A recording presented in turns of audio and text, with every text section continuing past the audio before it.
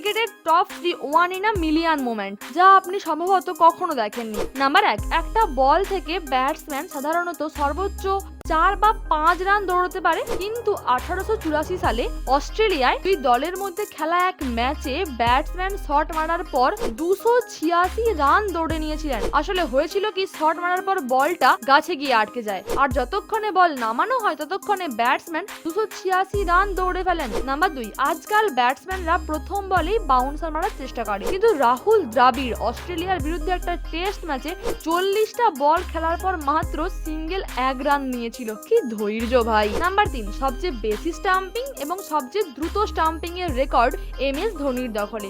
ধোনি এখনো পর্যন্ত 195টা স্টাম্পিং করেছেন, আর তার মধ্যে সবচেয়ে দ্রুত স্টাম্পিং এর সময় ছিল মাত্র 0.08 সেকেন্ড, যা চোখের পলক ফেলার আগেই স্টাম্পিং হয়ে গিয়েছিল।